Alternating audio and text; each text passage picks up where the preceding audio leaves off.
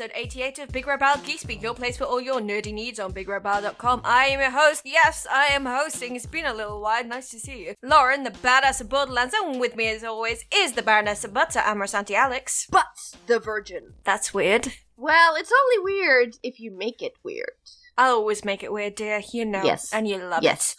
And joining us, as always, is your host from last week, the wonderful, jaunty, jubilant juggernaut of Joe. Hello! Hello, and I want to say thank you very much, girls, for hosting the last couple of weeks, and well done to Joe for last week, because you did a spectacular job with your first week hosting. Thanks. Especially since you had Bleezy on. We love you, Bleezy. No, we don't. Every time after he records a podcast, he's like, so I guess I'm not invited on the podcast anymore. I'm like, you're getting close, you're getting close. Oh, no, it was fine. I freaked out your Overwatch buddies the other week. I came into loading to work. Oh, and yes. They were just all there. And I just walked up, gave Dermot a hug, gave Sean a hug, and I just started, like, flipping Bleezy the bird. And no one else knew who I was. So they just all looked at me, like, absolutely stupid. It's like, he knows what he did. He's not getting served. And then one of them was just kind of laughing at me, like, ask him about his mum. I spoke to his mum on the phone. Yeah. Yeah, that, Lauren, you don't know how much effect that had on the night, because I think he spent most of the rest of the night retelling the story about you calling his mum to various people. Oh, I did not call his mum. He called his mum. Yeah, I know. I took the phone off him. I know, like, I heard the story God. like 5 times, people. Right, something else that's gonna waste your time, just like Bleezy and that story, is our time waster of the week. And Joe, you have a spectacular one this week, don't you? Yeah, so this is something I stumbled across by accident because I was looking for stuff on Alien Covenant on YouTube. Someone's got a bit of addiction. Yeah, I'm only just a little bit excited. Like, I guess when this podcast comes out, it'll be like another 3 days until I get to see it, so I'm quite excited. Yeah, by that time she'll develop a tick, like a nervous I'll be tick. like, soon. But this is right. Do you guys remember Mythbusters? Yeah? Of course. Who doesn't? I know, but you have to ask, because some people have never seen it, and they need help. But yeah, so Adam Savage from Mythbusters, when Mythbusters ended, they Legend! Sorry, go on? He's a legend. 100%. 100%. But they went their separate ways, because they were never that close. They kind of worked together, but they weren't, like, as friendly as the show would have had you believe. So yeah, so Adam Savage and the other guy, Jamie something... I can't remember his last name. Jamie the Walrus. No one remembers Walrus the second man. guy. He was... He's a walrus man. Yeah. Walrus man. Listeners, please do tell us what his name was. Jamie something. Anyway, Adam Savage went off and started doing this new thing called Tested. It's a website and YouTube channel where he basically tests stuff out. And he's a big movie nerd. So a lot of his stuff is looking at movie props and behind the scenes and tech stuff. He did some stuff for The Expanse, which made me think of you, of course, Alex, straight away. He was actually in the season 2 finale. I know. I saw him. And he got 3D scanned for it, and he did a video sort of covering that and looking at all the armory and costumes and props and stuff. And his most recent video is a behind the scenes for Alien Covenant, where he's looking at the armory and some of the blood and gore effects that they've done. And it's really interesting. Like, someone like me that's like massively into movie behind the scenes stuff, I love all of that kind of thing. Like, anytime someone's showing all the props and the sets and all this cool stuff, I'm like, yeah, totally on board. So his site's really interesting, and he's a big science nerd and a movie nerd, and he has a really sort of infectious quality, like anyone that's seen He's wonderful. Mythbusters would remember. He's so cool, and I love all his cosplays.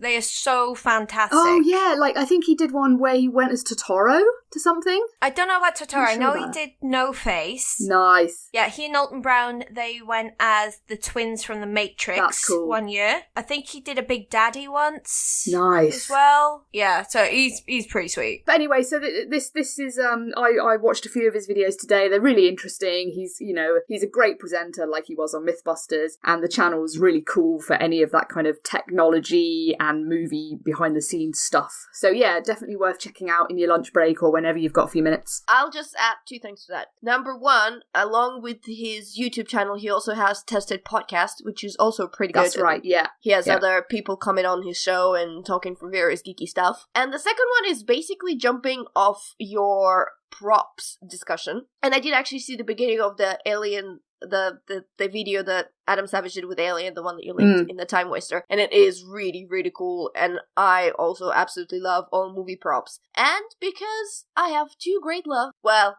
3 if you count Solus, but let's discard him for now. 2 big loves, which are behind-the-scene movies and Harry Potter. I've actually went to what we refer to Harry Potter Land, but is actually, I think the official name is Warner Brothers Studios The Making of Harry Potter, which is like, who came up with that name, really? Yeah, that's not very catchy, it sucks. is it? It sucks. No, it's absolutely not catchy, but that place is fantastic, and we had tickets for months, and we wanted to go for, I wanted to go ever since I knew that thing existed, which is... I need to go. Yeah, it sounds awesome. I need to go. Guys, I'm not gonna tell you... I don't want to spoil anything that's there for you, because a lot of excitement of going to that place is turning the corner and seeing that thing from Harry Potter there, or that thing explained how it was made.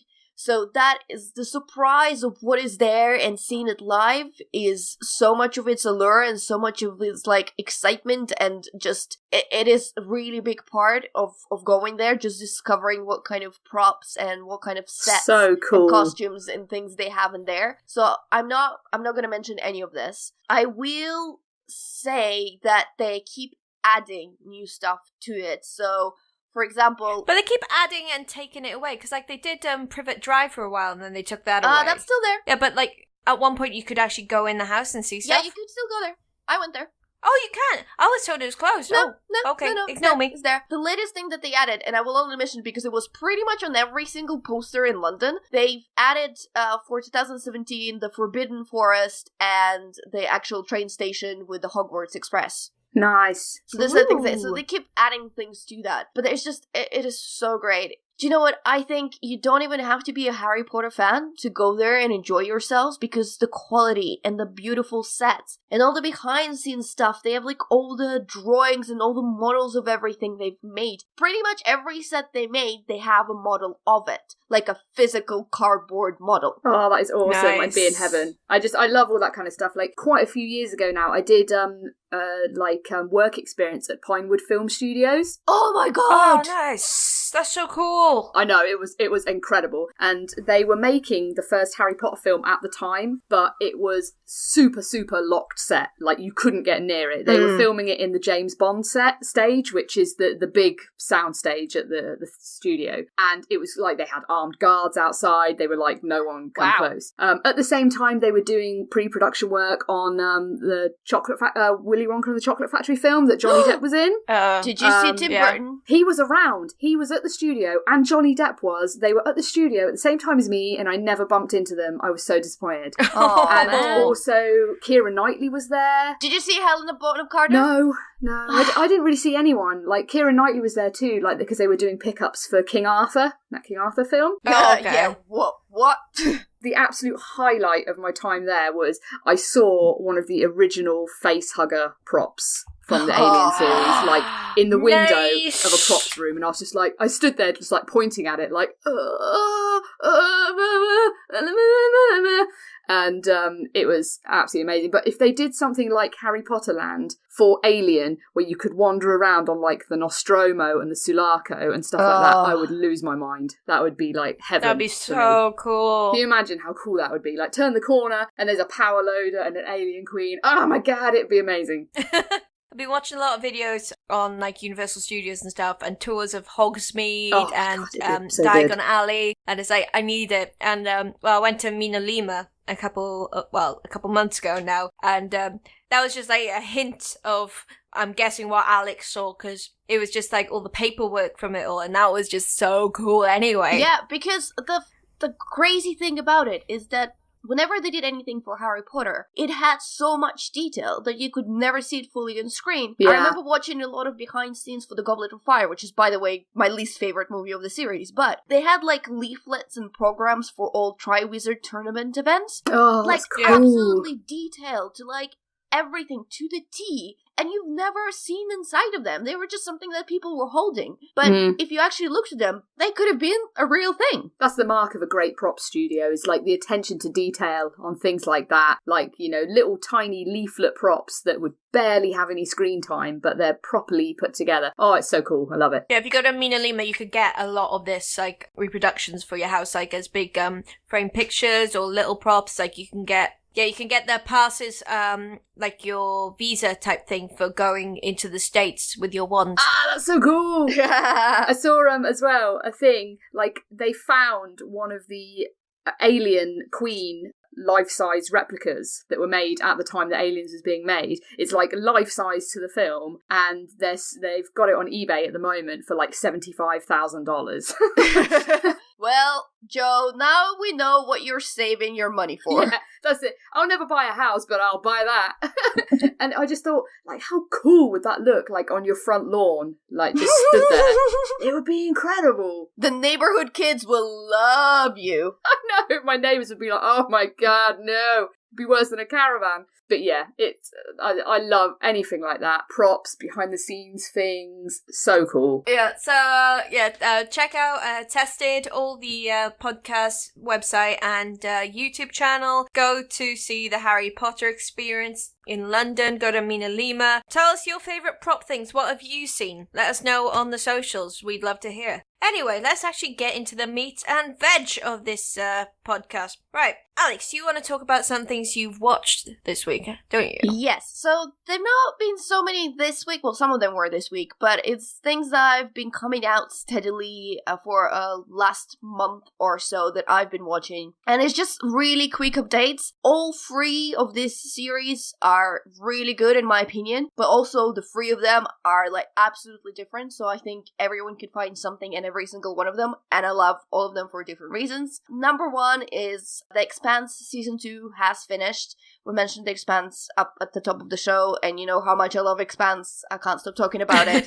But Season 2, goodness gracious, it was absolutely fantastic. It is better than Season 1. It is so good. I don't know how something can get, like, better, but it just keeps getting better. It is... Every single episode, I was sitting on the edge of my seat, and I've read the books, I know what's happening, and it was so great. So for those who don't know, Expanse is a near-future sci-fi that is based on 3 superpowers, Mars, Earth, and Belters, kind of in a political and military conflict with each other. And there is a team on a ship called Resonante that kind of stuck in the middle of this, and there's lots of mystery in the show, there is a big universe stuff, there's lots of character moments. One particular thing I would like to mention about the show, and really applaud them for it, is some of their casting decisions.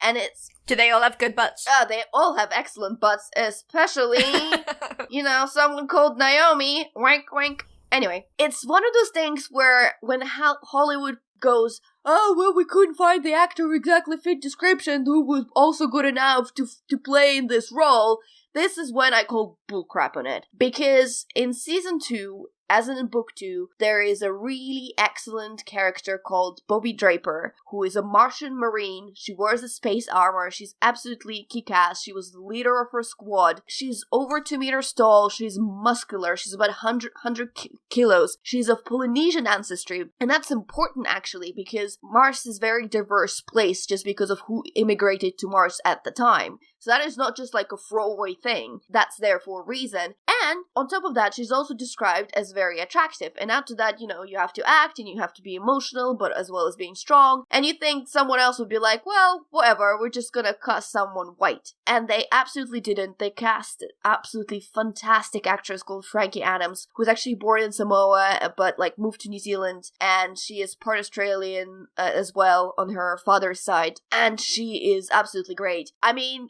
you look at her and you can absolutely believe she will kick anyone's ass. And at the same time, she is really gorgeous looking. You know, she can be strong and emotional at the same time. She's an absolutely fantastic character. And yeah, so just really want to applaud for them to being faithful to the book in that part, and also finding, you know, proving that you can find, if you really look for someone, if like you properly look, you don't pretend to look and then be like, well, for a press release, we're gonna put out that we couldn't find anyone else, and this actor fit that role very well. If you do that properly, you can find someone that is absolutely perfect for the role, and she's absolutely perfect for the role. Anyway. Sorry, went on a little rant there. That's completely fair. So yeah, anyway, Expanse Season 2 is absolutely fantastic. It's probably gonna make its way to Netflix. Season 1 is there. I will warn everyone, it's a very rich world. It does take a bit to get into, a couple of episodes. Some people don't manage to get into, like Joe. I'm sorry. I tried really hard. I watched like 6 episodes and it just wasn't working for me. I was like, no, I can't. Not anymore. I did really try. I'm sorry. It's fine, I forgive you. But anyway, Adam Sandwich appeared on the finale episode. It's one... Hang on. on. It sounded like you said Adam Sandwich. Yeah, that's what I heard. Adam Sandwich. Adam Savage appeared on the last episode of the show, and it's one of the best sci-fis out there. Anyway, so that's Expanse Season 2. Also, The Good Fight Season 1 has finished recently, so The Good Fight is a spin-off of The Good Wife with Christine Barbansky, Kash Jumbo, and Rose Leslie as the 3 main characters, and it's, Oh, Rose Leslie, Ygritte. Yes. Ygritte. Oh, I love her. Where she plays as an American lesbian. Well, that's cool. Nothing wrong with Super that. cool. But she was my 100% favourite character in Game of Thrones, without question. I love that character. She's very good in this role. It's a bit of a challenging role as well, like, you can see it being really tough to play what she has to play, but it's really good. But, again, if you liked Good Wife, and you were a fan of Good Wife, this is better. They are much more condensed. There's only 10 episodes, so they don't have any filler stuff. There is very tight plot that follows through the show, and they touch, as always, as a tradition with The Good Wife, they touched on a lot of political and current events. You know, there is police brutality in their topics. There is a wonderful episode, well, it's not wonderful in this context, but I think it was dealt in a good way, about trolling, and then there's a character that I think has some resemblance to a certain someone called Milo Police. So they covered all of that. So yeah, it's really good. I recommend. I don't know where you will find it.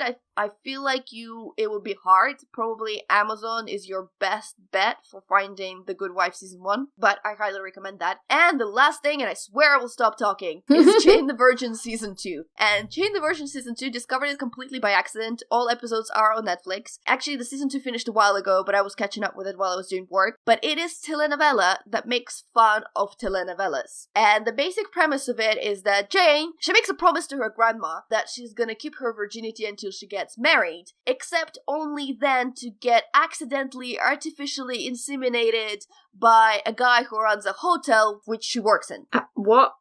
yeah, okay, it does not get less crazy. Surely that sounds like a case for, like, workers' tribunal or something. I mean, yeah, there's so many crazy stuff. They take all the absolutely insane telenovela tropes that in telenovelas make you roll your eyes, but in this ones you make you laugh. You know, there's like a strange tween appears, and then there's a character who's apparently was wearing face mask and like voice changer for all this time, and then she suddenly just pulls off her face and she's like, someone else. Oh my word. It's like 3 murders and disappearances happening at the same time. I mean, it's so crazy, but you gotta love it because it is enjoyable and it is funny. It is a show that you watch and it puts a smile on your face. Like, it's that kind. It's like, have a good time. You want to watch something that relaxes you, that kind of lifts your mood and makes you feel good, watch that one. It is really good. And that is me. So I've kept up with Riverdale. Why? It's crap, but it's crap that I like, if that makes sense. That's fair enough. Yeah, so like, well, Monica has only ways Essex. Yeah, and we judge her for that. So you judge her for, at least mine has some semblance of bloody production credit. I mean, everyone's got guilty pleasures and stuff like that. Like, I really love Nashville. That's fair. I never call them guilty pleasures, because if something gives you pleasure, as long as it's not legal, to an extent, you shouldn't feel guilty about it. But I enjoy it. It's just a silly hour a week. I think the finale is today on Netflix, so I'm going to watch that tomorrow morning. Molly Ringwald turning up. Ooh. Yeah, and Luke Perry, and it's a bunch of like these old 80s kind of Brat Pack 90210 kids turning up. But it's just stupid and kind of fun and very cheesy and ridiculous. And it's getting more ridiculous, kind of like, I said before, it's tween Twin Peaks. Right. which is coming out 21st of May. I know. Who's excited? I am very excited. I am very excited. This is going to help me on the way to that, I think, because it's got a bit of a mystery. I am intrigued. It has kind of sucked me in, despite what I said at the start of it being absolutely stupid. It's still absolutely stupid, but in an enjoyable way. And I'm looking forward to seeing the end tonight. And also, Once Upon a Time is finishing. What, like finally finishing? Finally done? Finally They finishing. ran out of Disney characters? Well, yeah, they made up their own ones now. Yeah, the final battle is next week, next Wednesday on Netflix. So, yeah, it's going to be an all-musical episode, apparently. I like musical episodes, I have to say. Me too. No musical episode can top Once More Than with Feeling. Oh, no, that is the best. That was wonderful. Although I haven't seen Gallivant yet, I still haven't. Yeah, but Gallivant is not a musical episode, it's a musical show. That's a bit different. Yeah, I was about to say, yeah, that one doesn't count. But yeah, they're quite fun.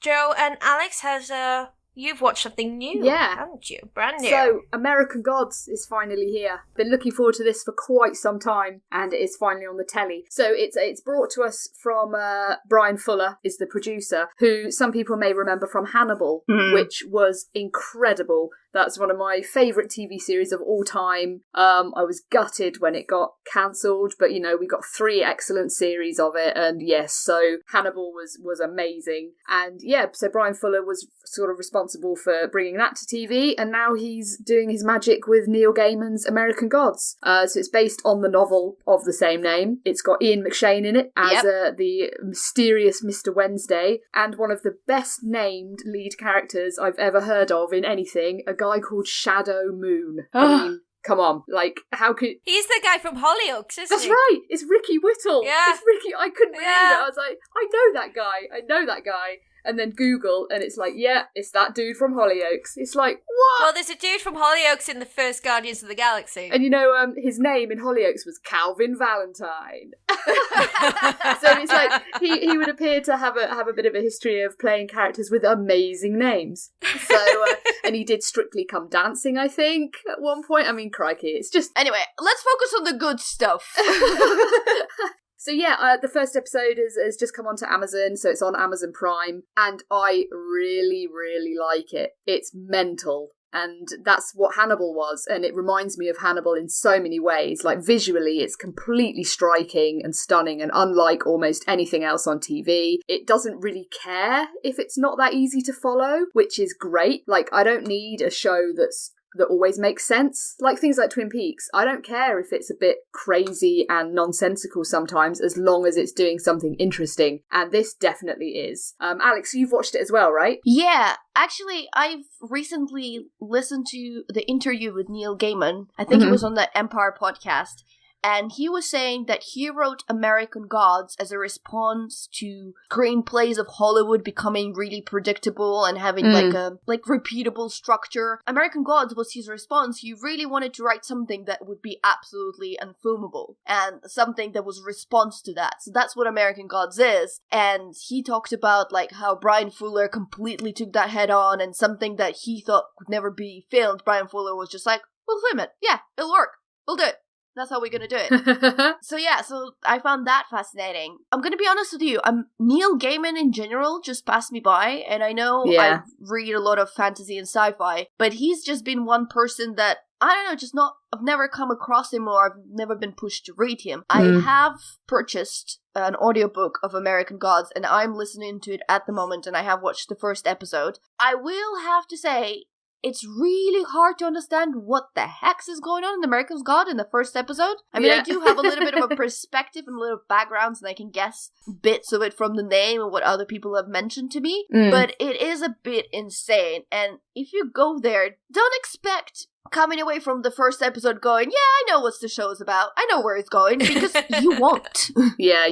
No chance. If you've not read the book and you have sort of I haven't read the book. I haven't read much Neil Gaiman at all. But if you kind of come into it with like no knowledge of it whatsoever, by the end of the first episode, you're still going to have almost no knowledge whatsoever of what the thing's about. But I kind of like that. It's kind of like TV that's not having to be fully descriptive, and it's not for idiots. You know, it's kind of... Is it kind of like Legion? Yeah, it's Legion's probably quite a good comparison, actually. It's not, like, American Gods is super graphic, and it's definitely for adults, like, 100%. That's sexing. Ha! Oh my god, that was bizarre. I mean, we can't really talk about it in too much detail because of what happens in it and stuff, but it's kind of, it's a real mind twister, this whole episode, and I'm hoping the whole series will be the same. It's like Twin Peaks, you know, that never apologised for making no sense a lot of the time. It was just like, this is what I am, this is the show, you watch it and enjoy it, or don't watch it, that's fine. David Lynch was all kind of like, you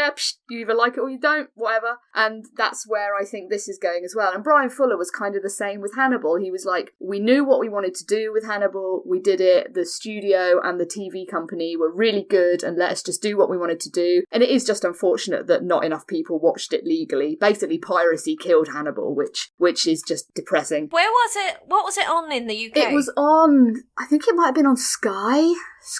That's Sky why. Living, I think it was on. Oh, no wonder people pirated it. It's such a shame. Like, I think if Hannibal had been on Amazon or Netflix, it would probably still be on. Oh, yeah. It was just absolutely exceptional. I mean, it's no excuse for in America. It was on cable in America, but it's just, you know, piracy does cause a lot of problems for shows like this and things like that. I kind of feel for you because I was terrified that Expanse is going to get cancelled because it is on sci-fi, and sci-fi, I don't know, to me it has a reputation of something not of a, you know, highest quality of shows. They're like, okay, but it's not fantastic. And when they finally got renewed for season 3, I was ecstatic. But what gives me a little bit hope is that Netflix does pick up the episodes of The Expanse afterwards. And I'm really hoping that that's something that's gonna keep it going as well, because it is an excellent show, and like, probably like Hannibal, just not a lot of people like find it or watch it. It was such a shame. Like, with Hannibal, it was consistently the most highest rated TV show in terms of reviews and things like that was on. It was constantly at the top list of people's best of, you know, TV shows of the time. And to be fair, they thought it was going to get cancelled after 2 series because the ratings were so low in terms of how many people were watching it. But because of the reviews and because the studio were happy to take a chance on it, it got a 3rd series, which was kind of good because they were able to sort of wrap up the story in a kind of satisfying way. I mean, it's a shame we never got to see what they planned to do with the Clarice Starling storyline, because Brian Fuller had plans for that and they were really interesting. But unfortunately, obviously, the show never got that far. But at least it was kind of able to resolve itself. But yes, I mean, Hannibal's another story. I mean, it does have a lot in comparison to American Gods in its visual style and things like that. And in fact, the director of this first episode, a guy called David Slade, he did a couple of Hannibal episodes, I think. And he also directed that film Hard Candy, if you remember that. Oh, yeah. And also Twilight Saga Eclipse, which is the super weird one. We'll forgive him for that. He probably needed some money. Yeah, I mean, you know, directors got to eat, right? Yeah. Why was it super weird? I've never seen it because I hate that crap, but I'm just intrigued. Why is it considered super weird for a film about sparkly vampires? No, it's just a different level. Like, Twilight, if you compare it to something Hannibal and American Gods, Twilight has no depth. Oh, it's like teeny, angsty BS with vampires and sucking blood and sparkly vampires. You know, it's like, it's what it is on the paper, it's what is you film. I just don't expect it to be challenge, exciting, I don't know, anything. Not at all. I mean, the Twilight series are pretty much garbage. But the Eclipse film, which is the one where she has the vampire baby, is just super weird in places. And that's obviously... CGI baby was just all kinds of wrong. Weird. It's so weird, like proper creepy and stuff. And how they got away with that in a film that's marketed to young teenage girls. It's like, what? Crazy. But anyway, I mean, it's the same director and stuff, and he's done great work in this first episode of American Gods, which, like I say, I'm really excited about. I really enjoyed this episode, and I think it's only 8 episodes this series, so we've only got 7 more to go. But yeah, I'm looking forward to seeing where it goes. Yeah, short and sweet. I will also add that what I like about American Gods it's that this show is show, don't tell. And I think if you go rewatch it several times, you will realize more things about that world when just just for a single watching. Yeah. And that is worth pointing out, because I really like when shows do that. They have a lot more going on than what it looks at the first viewing. Oh yeah, it's super clever. Like, there's not like Mr. Exposition who's going to appear at some point and explain everything that's going on. It's doing it in terms of its setting and staging and the actions and everything that's happening. So yeah, it's so good. It's really good. Anyway, recommend from us. Yes, definitely. I shall watch it when I can. You must. Right, so over the last couple of weeks I've been a little bit of a busy bunny. I've got something to talk about in the next episode, but this week I'm going to tell you about a little bit of an expansion from a game that you might have heard of. I don't know. It is quite an underground game. Yeah, just a bit. It's called Pokemans. Play it with cards. Pokemans. You know, yes. Lauren, I think we should introduce your like Pokemon update. Because you're always coming with the Pokemon update and you're the up-to-datest with all the Pokemon, so there should be like a theme music that's going da-da-da-da, Lauren's Pokemon update. Yeah, so I'm the only person who seems to go to these events from Big Red Barrel, so I know all about the Pokemons. No, you're the only one who's just really good at that game. I suck. That's why I don't go. That's funny, because the last 2 events I went to, there's been a bloomin' tournament, and I lost both times. What? To newbies. Oh, that's depressing. Admittedly, this week, I didn't mind because I wanted to go home. Because it was a bit weird. You're wasting all your luck on beating me in board games. You should be reserving it for beating the newbies at the Pokemon tournaments. Yeah.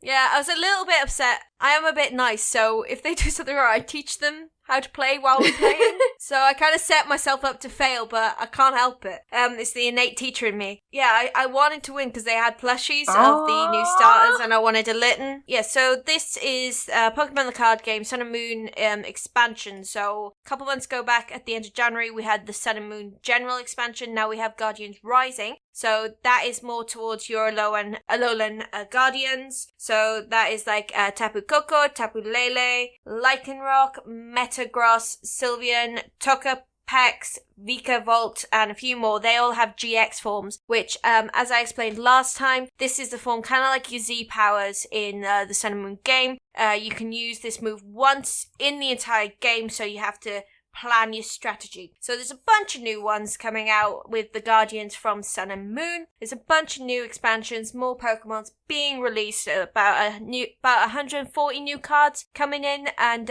2 new themed decks. That's all well and good. It's a Lycanroc deck and a Tapu Lele deck. So those are the 2 new themed decks. Other thing was, this event, unlike every other Pokemon event I've been to, has been, well, they've all been in a bar or somewhere you can get alcoholic drinks, because it's usually a bunch of bloggers all chatting away and playing Pokemon. This time it was at Kidzania in Shepherd's Bush. Wait. Kidzania? Kidzania, yes. So Kidzania, if you don't know, is a big kids play area in Westfield in Shepherd's Bush. And it's essentially a mini Westfield in Westfield where kids can go and pretend to be grown-ups and like have jobs and stuff. Is kind of weird. Jobs. Boo. Yeah. But it's like, you can work in a chocolate factory. Oh, you can that'll be alright. You can work on Formula 1 races. You can work in a game thing. It was pretty weird. But Pokemon Card Game and Kidzania are now in cahoots, and they have a special animation studios at Kidzania. So that's why the event was there. The weird thing was, it was 2 families were there, I think they brought a bunch of kids with them from other people. So there's about 11 kids, and then the rest of the people were bloggers, YouTubers, and so on. So we were all sat there awkwardly making decks for this tournament, like trying not to swear, and it was just so weird because they'd set up all these tables in what looked to be like a 5-a-side kind of court area, like a community center within this mini city. It was so weird and strange, and it's like, okay, this is not conducive for adults playing Pokemon. It's a bit strange. But Lauren, were there actually kids playing the game, or was it a primarily adult player base? The tournament I played in, it was just adults, but there was less adults adults in the relative sense. I'm not an adult when I go to these events, you know? But there was probably about 15 YouTubers and bloggers. There wasn't 15 or 20, not too many. The kids had their own little tournament because some of us had been playing since it came out. Like, I've technically been playing Pokemon 18 years. Blimey. Your most stable relationship. within, I suppose so. I mean, the longest one. I mean, that's what I meant. The longest and most stable relationship you've ever had. Yeah, so some of these kids had never played Pokemon before, so they, as Devi and people were there teaching the kids how to play. I was just there making my deck, because you go in, they gave you a promo deck to make up a deck with, so you could play against each other to make it a bit fairer. Then they chuck in a bunch of booster packs so you can have a bit wild cards, if you will. But these kids were running around, like literally running around me, screaming, I haven't made my deck, I haven't. Oh my god, I just want to play Pokemon. Go away. This is not a children's game anymore.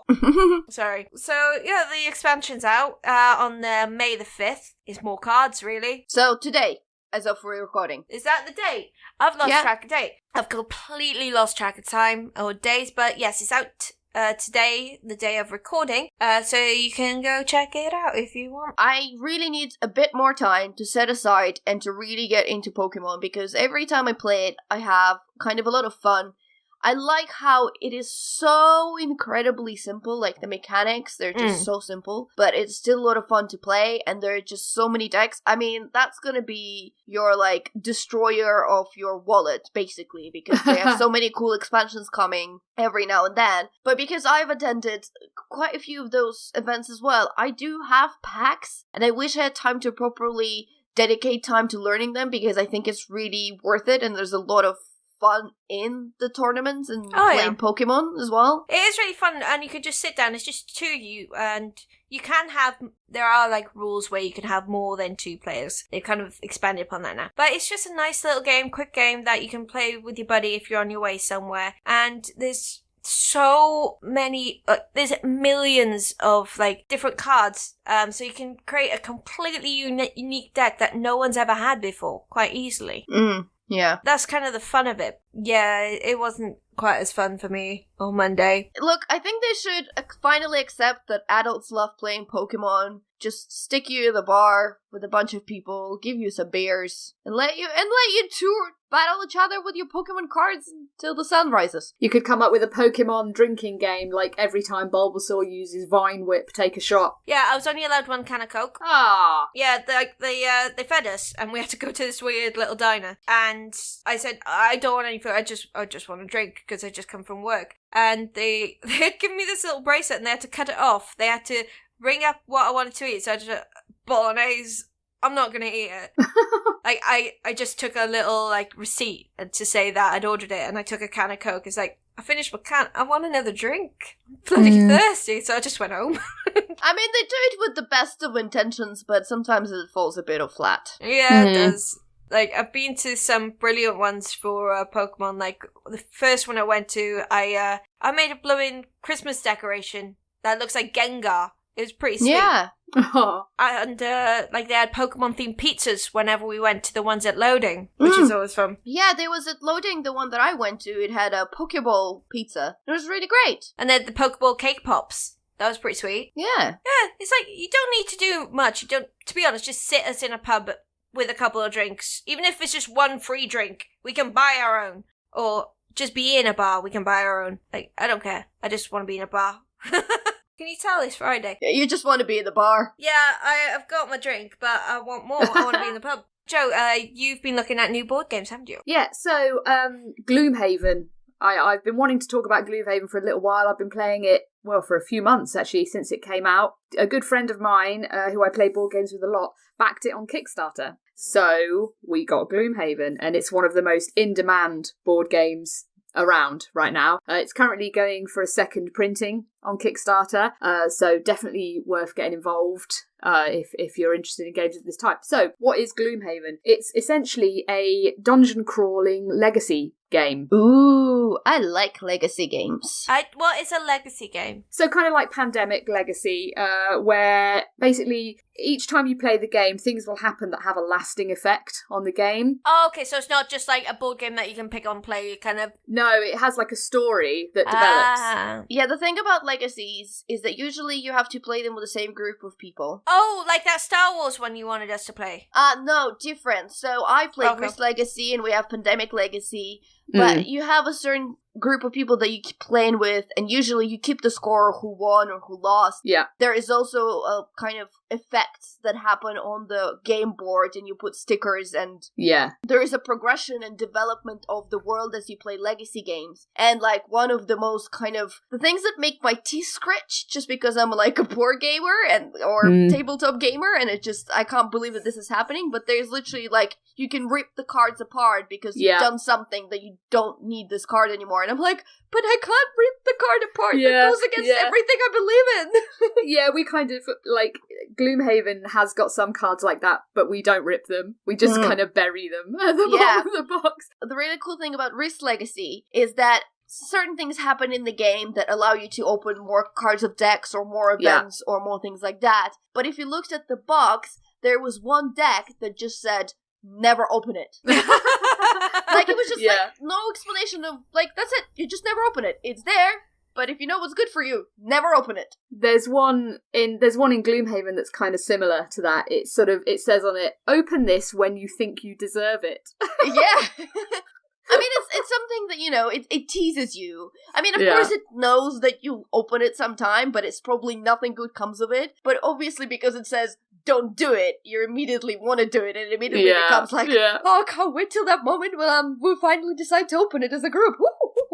Oh, so they are good fun legacy games. Like, Pandemic took me a little while to get into. Like, at first, I probably wasn't playing it with quite the right people, and then I started playing it again and kind of got a lot more into it, a lot more into the story and stuff. And cooperative board games like that, I kind of really enjoy. But Gloomhaven is just absolutely exceptional. It's currently ranked at like number 6 ever on Board Game Geek's like rankings, and considering it's only been out for like less than a year, like less than 6 months, that's incredibly impressive. And it's the kind of game, it's the legacy game that you could play for quite a seriously long time, because there's so many branching ways the story can go and so many different things. So essentially how it works is you have like a choice of characters, and when you get to a certain stage or you complete a certain objective with these characters, you retire that character, and by doing that you essentially like open up another type of character. And this can go on for a long time, and some of the characters are really cool and they all complement each other in quite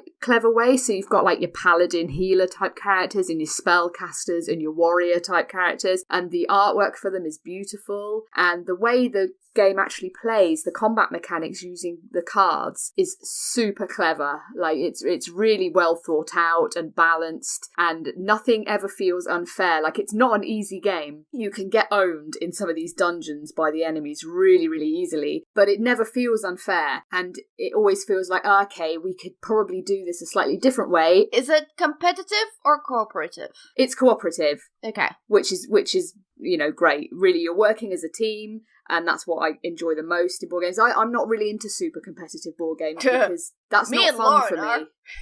It's not fun. Like things like Monopoly, for example, when the point of the game is to... I'm saying you're competitive, Lauren. No, just win. Oh, no, I don't like it. Fine, I'm competitive. Lauren just wins. I just win. See, I like a nice game where everyone wins.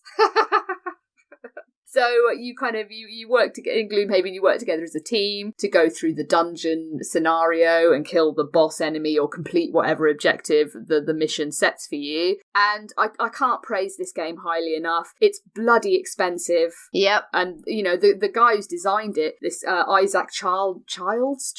I don't know how his last name is pronounced, but he's some kind of weird genius savant, because he's come up with this entirely on his own. It's only his second game. I think he did a game first called Forge Wars or something like that. Forge War, I don't know. Never heard of it. He does everything himself. He has a bit of sort of outside help for like some of the art and the graphic design, but in terms of coming up with the concept and the gameplay mechanics and everything like that, he does it all. So, you know, I can't begrudge him any of the success of this game, because he deserves it. This game is absolutely brilliant. So yeah, if you can afford it, get on that second printing Kickstarter, because it will be 100% worth it. Yeah. I think eventually the game will probably end up just in straight retail, because it's too good not to. Well, that's usually the thing that the people who go on Kickstarter want. There is initial rewards of Kickstarter, but then they find some retailers or some distributor who could distribute their game around. If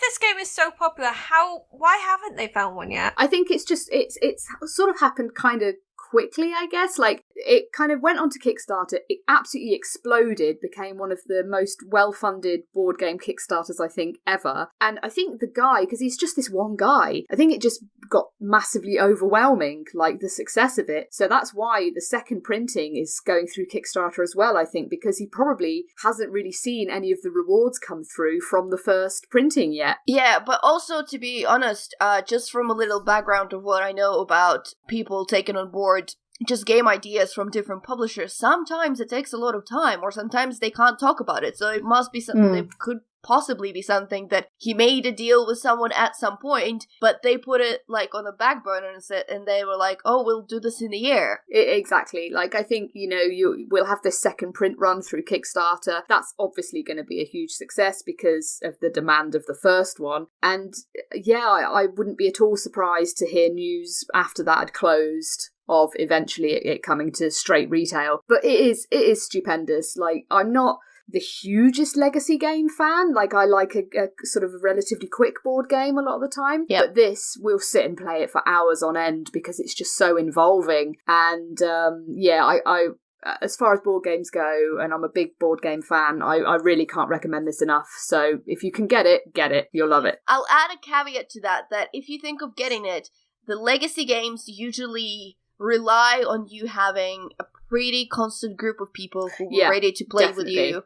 So pick up a couple of friends that you know will be totally into it, and get that board game. Maybe you'll divide the price between yourself, because from what I know from legacy games, once it takes a while. It's like with Risk Legacy, it was 15 playthroughs, but after you played 15 times through it, you couldn't play it anymore. Oh, well, see, Gloomhaven is slightly different in that regard. You can replay it over and over. Certain things stay permanent, like there are like sticker things that you put on the map and things that will change, but there are scenarios in it that you could replay and do things like that. And you can also play it solo. It does have solo campaigns. That's good. But yeah, it's always better to play a game like this with a group of good friends. And to be fair as well, they don't always have to be the same people because of the way the character system works. You can swap in and out characters depending on, who's available to play. Like, so we've had weeks where one of us has been away, so we've subbed in a different character, and that's kind of okay. That works all right. So it's a little bit different to like your Pandemic, where you really do need, the same people. I honestly think that's the improvement of it, because I felt always a little bit constrained by that. Yeah. And I like that it has a flexibility of being able to sub someone in when someone who's been playing it for a long time couldn't come in and play with you. Yeah. That's improvement on that mechanic. Yeah, and hopefully other legacy games might pick up a few tricks from this and kind of maybe start doing similar things. Like, being able to play with different characters, different scenarios is quite a nice way of doing it. But yeah, Gloomhaven, really good. Okay, Alex, you've been reading something, haven't you? I have been indeed. Ooh, that's new for you. You don't read? Yeah, no, I never read. You never read. This? Reading books? What are they? Books? What is a book? A book? I only read things that have got pictures in. Yeah. That's not true. That's not true. That's not true. I make myself sound like completely uneducated, and it's not true at all. It's just, Well, you could have been reading comic books, and I consider that reading as well.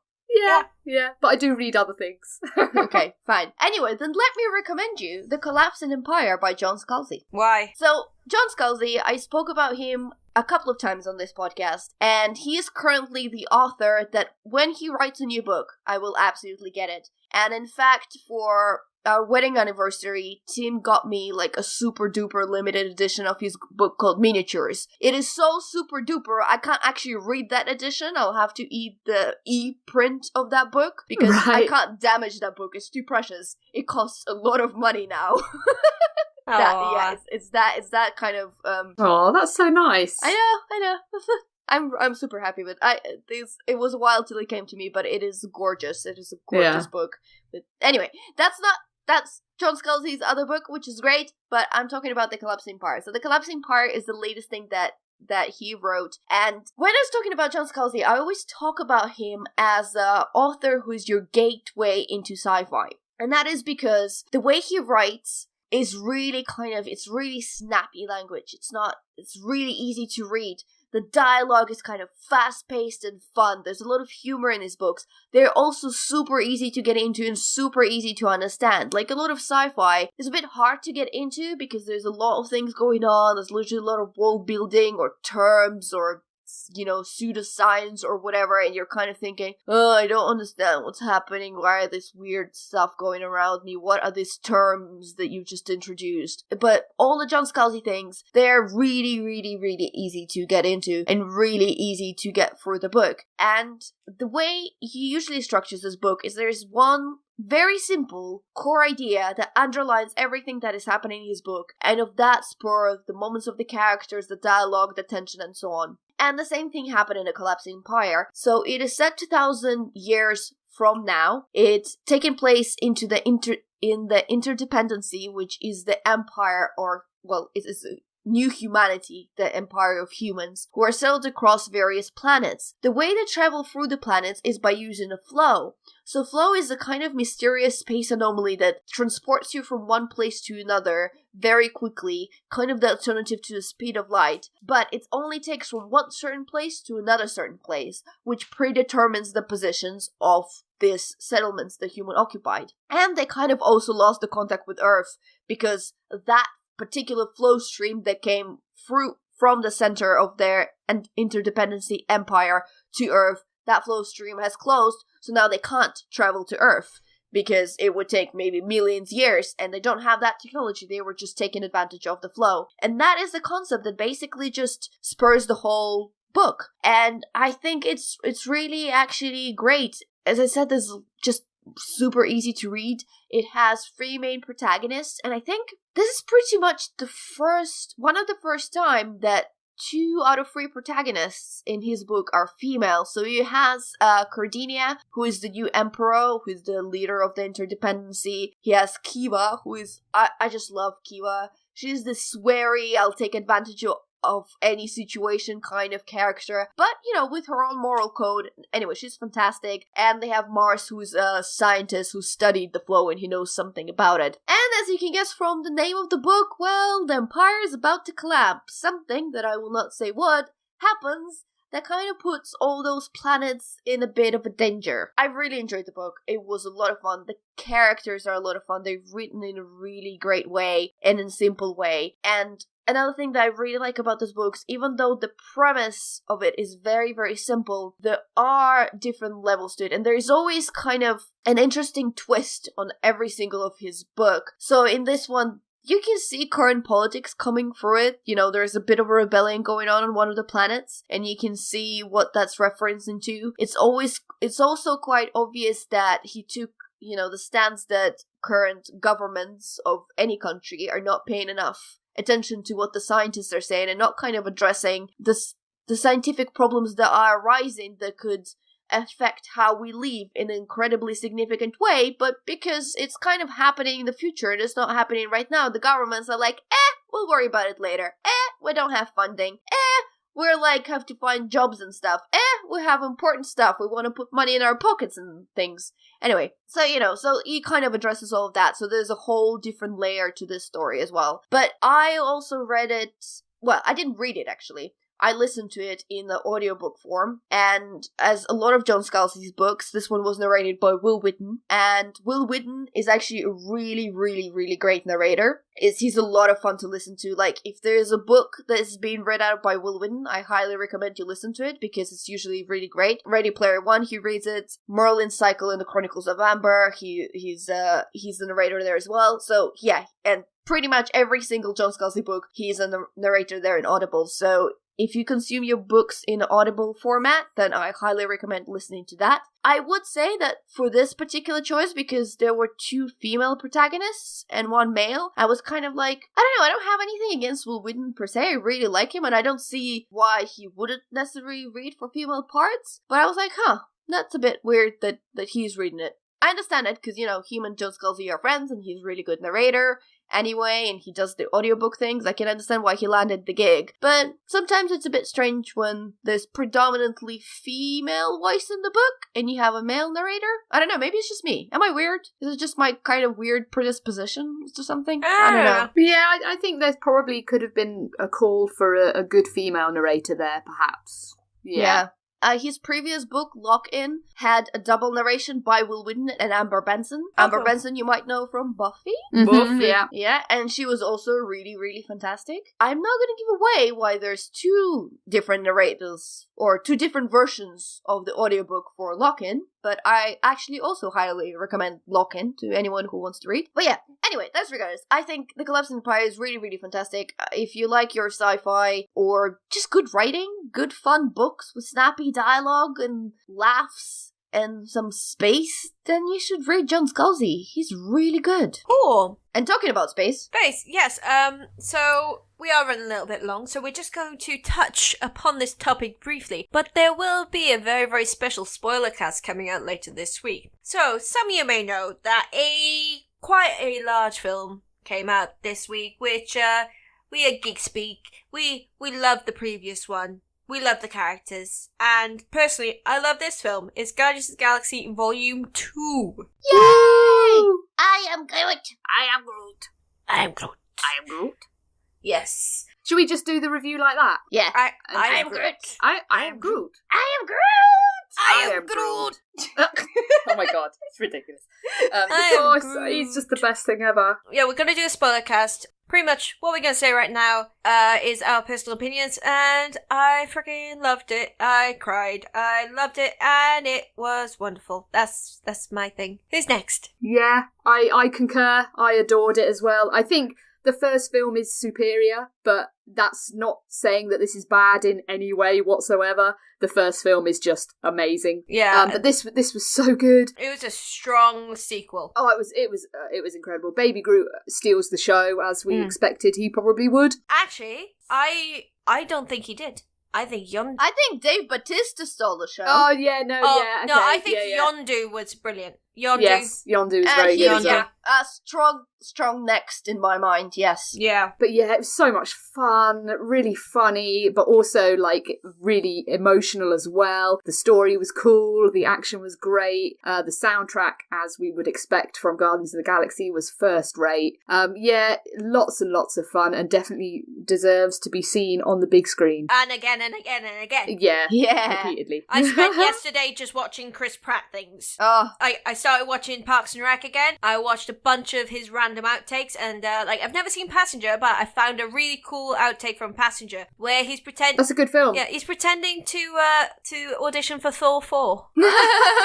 Do you remember him from the OC? Do you remember him in that? There was some things from the OC, like him on the drum circle with Seth. It's like, what's going on? And eating figs. Yeah. Oh, that was so good. I mean, on my part, I've enjoyed it a lot as well. I will disagree with Joe on a little bit. To me, this movie was very much on par with the first movie as well. There were things that the first movie done not so great. Like, I love it. I love them both. But all of them have their faults. And where the first movie kind of was a bit, there's like, the main villain in the first movie was a bit weak. I thought the main villain in this movie was much better. But I thought the kind of the overall plot in this movie was a bit weaker, whereas the plot in the first movie was much stronger. So I think they balanced each other out in that way. And to me, they're very much on the top of my Marvel's list. Oh yeah, there's no question, yeah. And they're exactly in the same spot, because this is the first time that I think I just liked the sequel as much as I liked the original, and it was great in that way. Yeah, it's not succumbed to the sequelitis, if you will. Like things like Thor: The Dark World, that failed. Like, it didn't fail, but like it was nothing in comparison to the first Thor movie. They were both pretty bad. Iron Man 2, while it's better than Iron Man 3, it wasn't as good as the original Iron Man. Like, I know Alex loves Captain America number 2. I can't remember. Winter Soldier. Yeah, that's on the top of my Marvel's list still. The Winter Soldier was great because it was almost like a 60s, 70s spy thriller. in disguise. It was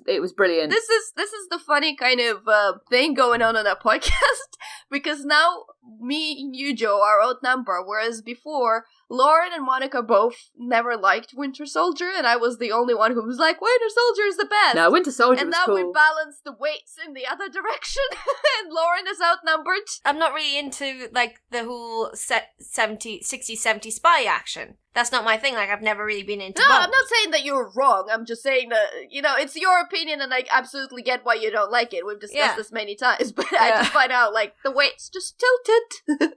I do actually think, I think the first Avenger is better. I think, actually, the first Avenger might be up there with the best of the Marvel movies in terms of an origin story and how it's done. I think that's an incredible film, actually. But yeah, Winter Soldier is great, and I prefer it to Civil War. So we are going to go into more detail on this in our spoiler cast, which will be coming on later this week. But one thing I do want to say is, if you've seen the trailers, still go see the movie. You haven't seen the movie of the trailers. It's a complete bait and switch, which I am so thankful for. Thank you, James Gunn. You are a good man. And of course, as you should know with any Marvel film, stay to the end. Yeah. Stay to the end of the credits, obviously. God, there's 5. And who else is super excited for Thor now? Oh my god. I was kind of really excited for that anyway because I love Thor. I mean, I even quite enjoyed The Dark World, mostly because it's got Thor in it. It's got Zachary Levi, that's why I like it. It's got Loki in it, hello. But the new Thor obviously has Jeff Goldblum. Has the genius that is Jeff Goldblum in it. They showed the trailer for it before Guardians of the Galaxy, and I was just like, yes, I'm 100% on board. Oh, I didn't get that trailer. Really? They showed it in your cinema? They didn't show Thor. Yeah. Oh, we got some great trailers, but No, we got Alien Covenant, we got something else, but not any other Marvel property. Where did you go see it, Joe? I saw it on Wednesday night. No, where? Where? In Leamington at the View. I saw it in a View, and we didn't get Thor. Oh yeah, we did. It was great. And I mean, one of the things that makes me most excited about the new Thor movie is that the director is Taika Waititi. I know, I love him! I mean, I know, we've covered this already, haven't we? But I'm so excited for that film. It's going to be great. Okay, so again, spoilercast coming out later on this week. Yep. So we are going to end it there. So thank you very much for listening to episode 88 of Big Red Barrel Geek Speak. If you'd like to get in contact with us, you can do so via bigredbarrel.com. Leave a comment in the forums. You could do so on Twitter at Big Red Barrel using the hashtag GeekSpeak. You can use our personal Twitters. I am at the Sweet Shrimp. I'm a Dusty Tulip _. I am at Pixel Ritual. You can do so on YouTube. We have the videos out every week. You can do so on Facebook, facebook.com/Big Red Barrel. We also have the Gaming Nights group, which go on there, make some friends, play some games. You can also go onto iTunes, leave us a little comment there. So these lovely people have left us comments. So thank you to Stingo on the forums. Thank you to Will Driver at WillDriver93 on Twitter. YouTube, we had some lovely comments on YouTube. So from Stuart Burrell on episode 86, Baby Groot the Movie. Really enjoyed this episode. Keep up the good work. Thank you, sir. On episode 85, thinking about Thor. Can you see a theme here? I'm not a weirdo who listens to podcasts on YouTube, parentheses, I use the iPhone podcast app, but I feel this is the best place to show my appreciation for the show by smashing that like button. Wasn't that the Unflushable? Yeah, that was Martin. We shouted out him before, but it's fine. We'll shout it out him again because we love him. Sorry, I was trying to be nice. I haven't been here for a while. And on my special little episode, the episode 84.5, my BAFTA special, TSS NCS. Hey, good video. Thanks, man. Which everyone should go and listen to the BAFTA special episodes because there are some celebs on there. And you can hear me getting drunker as I go. Probably. I don't like listening to myself. Also, I do a very bad Zarya impression. Oh, it can't be as bad as mine. Mine is just completely offensive. Maybe you should listen to it, Joe. Also, we have a special thing. Cookies and Booze have finished playing Alien Isolation, and that's all up on the YouTubes. Yeah. Resident Evil 7 playthrough will be starting on YouTube this week, so go check them out. Also, check out them streaming. You can see Alex and Julia getting drunk and screaming at things, cause Alex is a scaredy cat. Yeah. It's so good. Come join us. I watch on the Sundays when they do this. Yay! Oh, it's so much fun. Yeah, we joke that Joe is our resident cheerleader because she's like uber super supportive and nice, and we're like, Resident, I see what you did there. Pam. You can also go to a thing on Tuesdays. On Tuesdays, we have Tabletop Tuesday in Loading Bar in Dalston in London town, where you can go play some board games, meet some people, make some friends, and you can play a very special featured game, which we have every single week. You could win that featured game just by playing it and let us know, and by 10:30 that very evening, you could have won that. So you can check that out on bigredbarrel.com, top left-hand corner. There's a static post. Click on it. It'll have this week's game, also some information. So if you want to know a bit more, you can tweet us, forums, anything, and we will.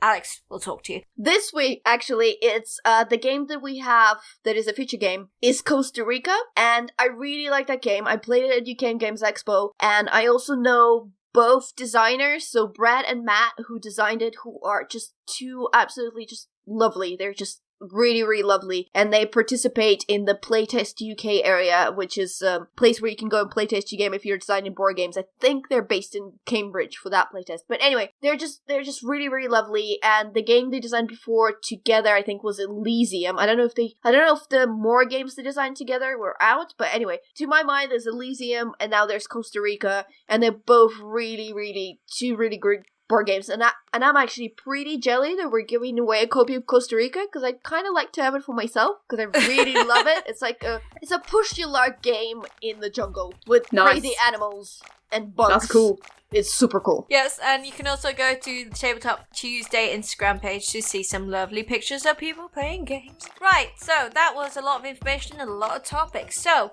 for episode 88 of Bigger About Geek Speak, I have been Lauren. I have been Butts. I am Groot. And we bid you goodbye. Goodbye. Bye. Bye. Groot. I am Butts.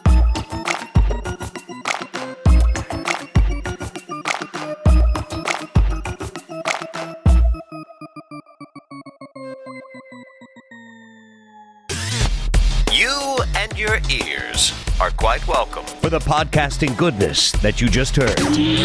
Why not roll on over To BigRedBarrel.com for more podcasts? news, reviews, and videos from the biggest, reddest site on the internet. BigRedBarrel.com